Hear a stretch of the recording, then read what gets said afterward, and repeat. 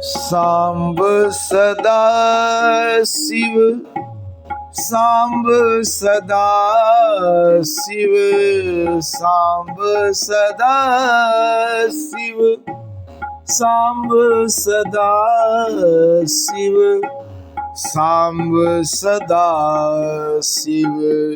जय शंकर, जय शंकर। हर हर शंकर, दुख हर सुख कर। हर हर शंकर, दुख हर सुख कर। अघतम हर हर हर शंकर। अघतम हर हर हर शंकर। अघतम हर हर हर शंकर। धर्म प्रेमी बंधुओं, आज श्री शिव महापुराण के महात्म्य की कथा में षष्ठ अध्याय की कथा, जिसमें आप सब सुनेंगे शिव पुराण के श्रवण की विधि। शिव पुराण कैसे सुनना चाहिए। शौनक जी बोले, हे महाप्रज्ञ, हे व्यास शिष्य, हे सूत जी, आपको नमस्कार है। आप धन्य हैं और शिव भक्तों में श्रेष्ठ हैं। आपके महान गुण वर्णन करने योग्य हैं। अब आप कल्याण में शिव पुराण के श्रवण की विधि बतलाइए, जिससे सभी श्रोताओं को संपूर्ण उत्तम फल की प्राप्ति हो सके। सूत जी बोले, हे शौनक, हे मुने, अब मैं आपको संपूर्ण फल की प्राप्ति के लिए शिव पुराण के श्रवण की विधि बता रहा हूं।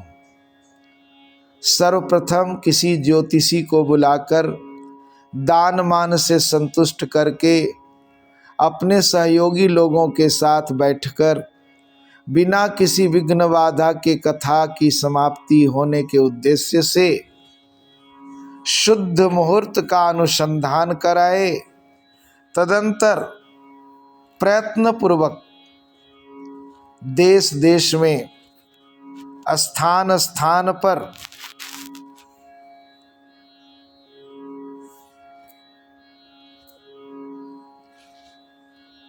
शुभ संदेश भेजे कि हमारे यहाँ शिव पुराण की कथा होने वाली है। अपने कल्याण की इच्छा रखने वाले लोगों को सुनने के लिए अवश्य ही पधारना चाहिए। ऐसा संदेश सभी जगह भिजवाना चाहिए, ताकि अधिक से अधिक लोग आकर के पुण्य का लाभ प्राप्त करें। कुछ लोग भगवान श्री हरि की कथा से बहुत दूर पड़ गए। कितने ही स्त्री शूद्र और आदि भगवान शंकर की के कथा कीर्तन से वंचित रहते। उन सबको भी सूचना हो जाए, ऐसा प्रबंध करना चाहिए। देश देश में भगवान शिव के भक्त हों जहाँ भी, तथा शिव कथा के कीर्तन और श्रवण के लिए उत्सुक हों, उन सबको आदर पूर्वक बुलवाना चाहिए। उन्हें कहलाना चाहिए कि यहाँ सत्पुरुषों को आनंद देने वाला समाज तथा अति अद्भुत उत्सव होगा, जिसमें शिव पुराण का पारायण होगा। श्री शिव पुराण की रसमयी कथा का श्रवण करने हेतु आप लोग प्रेम पूर्वक शीघ्र पधारने की कृपा करें। यदि समय का अभाव हो तो प्रेम पूर्वक एक दिन के लिए भी आइए। आपको निश्चय ही आना चाहिए, क्योंकि इस कथा में क्षण भर के लिए बैठने का सौभाग्य भी दुर्लभ है। इस प्रकार विनय और प्रसन्नता पूर्वक श्रोताओं को निमंत्रण देना चाहिए और आए हुए लोगों का सब प्रकार से आदर सत्कार करना चाहिए। शिव मंदिर में, तीर्थ में, वन प्रांत में अथवा घर में शिव पुराण की कथा सुनने के लिए उत्तम स्थान का निर्माण करना चाहिए। कथा भूमि को लीप कर शोधन करना चाहिए तथा धातु आदि से उस स्थान को सुशोभित करना चाहिए। महोत्सव के साथ साथ वहां अद्भुत तथा सुंदर व्यवस्था कर लेनी चाहिए। कथा के लिए अनुपयोगी घर के साज सामान को हटाकर घर के किसी एकांत कोने में सुरक्षित रख देना चाहिए। केले के खंभों से सुशोभित एक ऊंचा कथा मंडप तैयार कराए, उसे सब ओर से फल पुष्प आदि से तथा सुंदर चंदोवे से अलंकृत करे और चारों ओर ध्वजा पताका लगाकर तरह तरह के सामानों से सजाकर सुंदर शोभा संपन्न बना दे। भगवान शिव के प्रति सब प्रकार से उत्तम भक्ति करनी चाहिए, क्योंकि वही सब तरह से आनंद का विधान करने वाली है। परमात्मा भगवान शंकर के लिए दिव्य आसन का निर्माण कराना चाहिए और कथावाचक के लिए भी एक ऐसा दिव्य आसन बनाना चाहिए जो उनके लिए सुखद हो सके। हे मुने, नियम पूर्वक कथा सुनने वाले श्रोताओं के लिए भी यथा योग्य सुंदर स्थानों की व्यवस्था करनी चाहिए। अन्य लोगों के लिए भी सामान्य रूप से स्थान बनाने चाहिए। हे सौनक जी, विवाहोत्सव में जैसी उल्लासपूर्ण मनस्थिति होती है वैसे ही इस कथोत्सव में रखनी चाहिए। सब प्रकार की दूसरी लौकिक चिंताओं को भूल जाना चाहिए। वक्ता उत्तर दिशा की ओर मुख करे और श्रोतागण पूर्व दिशा की ओर मुख करके पालथी मार कर बैठे। इस विषय में भी कोई विरोध नहीं है कि पूज्य पूजक के बीच पूर्व दिशा रहे तथा वक्ता के सन्मुख श्रोताओं के मुख रहें, ऐसा कहा गया है। पौराणिक वक्ता व्यासासन पर जब तक विराजमान रहें तब तक प्रसंग समाप्ति के पूर्व किसी को नमस्कार नहीं करना चाहिए। पुराण का विद्वान वक्ता चाहे बालक, युवा, वृद्ध, दरिद्र अथवा दुर्बल जैसा भी हो, पुण्य चाहने वालों के लिए सदा वंदनीय और पूज्य होता है।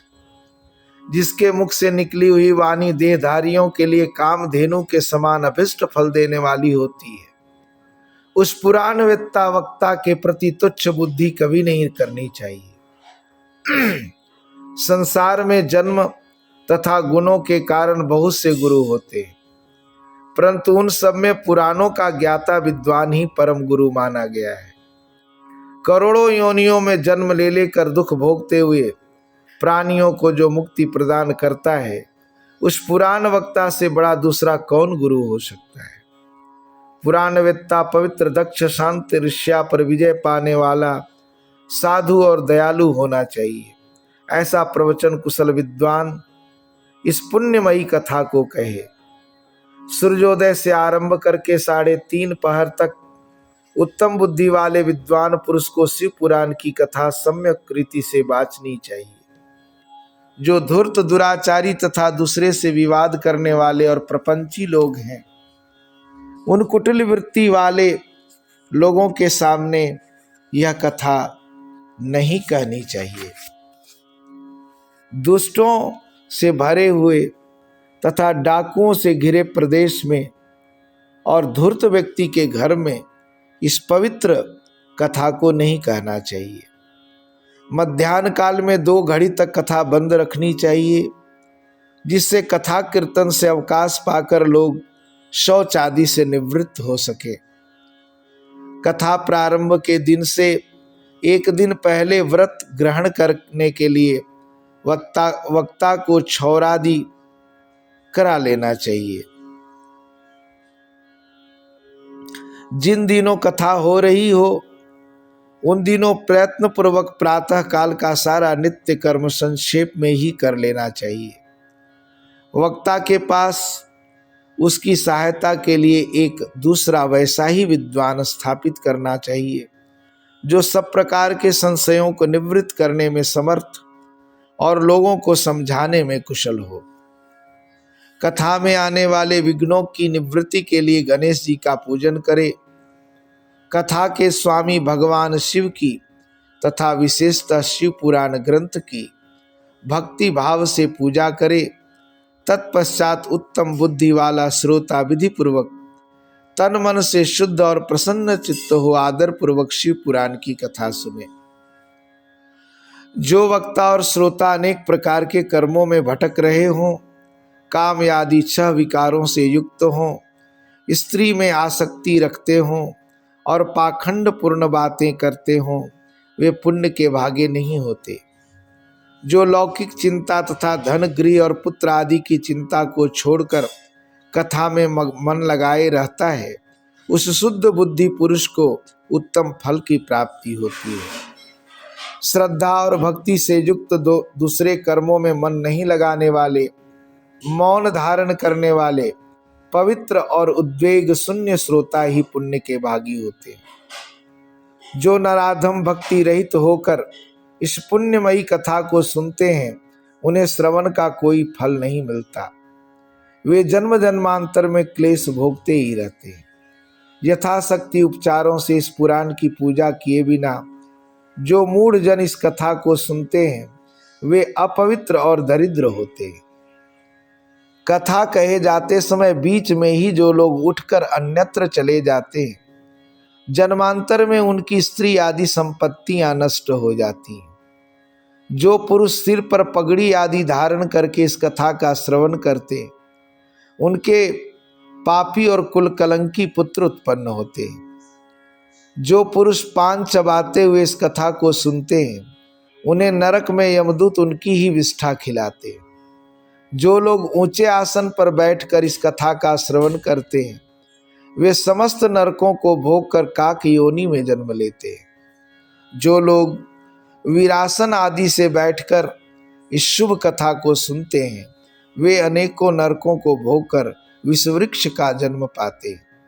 कथा सुनाने वाले पौराणिक को अच्छी प्रकार प्रणाम किए बिना जो लोग कथा सुनते हैं, वे सभी नरकों को भोग कर अर्जुन वृक्ष बनते हैं। रोग युक्त न होने पर भी जो लोग लेट कर यह कथा सुनते हैं, वे सभी नरकों को भोग कर अंत में अजगर आदि योनियों में जन्म लेते हैं।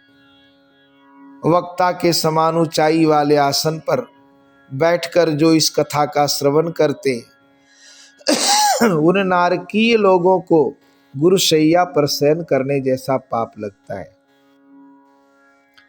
जो इस पवित्र कथा तथा वक्ता की निंदा करते हैं, वे 100 जन्मों तक दुख भोग कर कुत्ते का जन्म पाते हैं।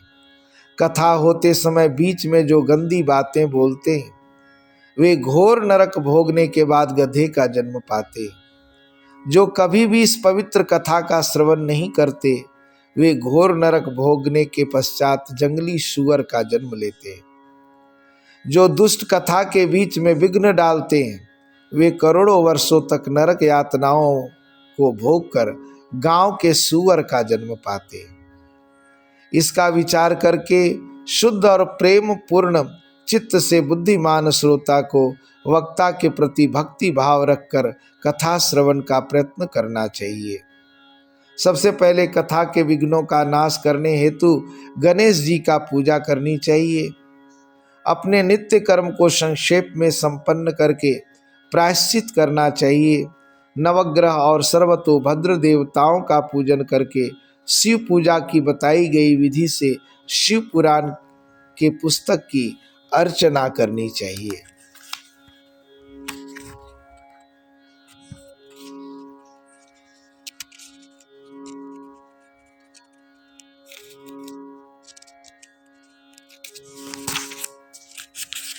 पूजन के अंत में विनम्र होकर बड़ी भक्ति के साथ दोनों हाथ जोड़कर साक्षात शिव स्वरूपनी पुस्तक की इस प्रकार स्तुति करनी चाहिए।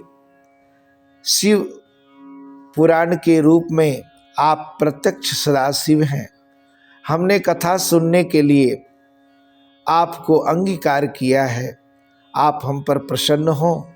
मेरा जो मनोवांछित हो उसे आप कृपा पूर्वक संपन्न करें। मेरा यह कथा श्रवण निर्विघ्न रूप से सुसंपन्न हो।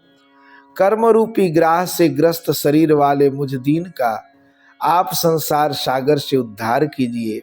हे शंकर, मैं आपका दास हूं।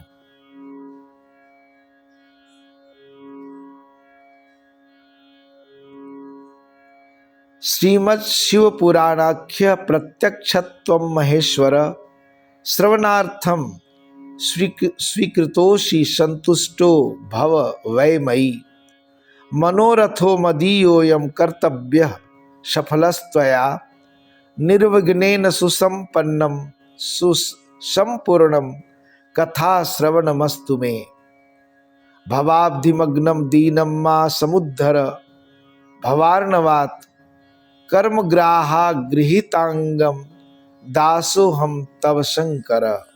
ऐसी प्रार्थना करनी चाहिए। इस प्रकार साक्षात शिव स्वरूप इस शिव पुराण की दीनता पूर्वक स्तुति करके वक्ता की पूजा आरंभ करनी चाहिए। शिव पूजा की बताई गई विधि से पुष्प वस्त्र अलंकार दीप धूपादि से वक्ता की पूजा करे, तदंतर शुद्ध चित्त से उनके सामने नियम ग्रहण करे और कथा समाप्ति पर्यंत यथाशक्ति उसका प्रयत्न पूर्वक पालन करे।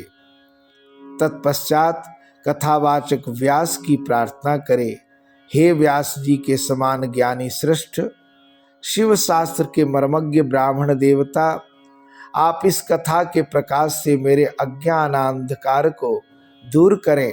भक्ति पूर्वक 5 अथवा 1 ब्राह्मण का वर्ण करें और उनके द्वारा शिव पंचाक्षर नमः शिवाय का जप कराए।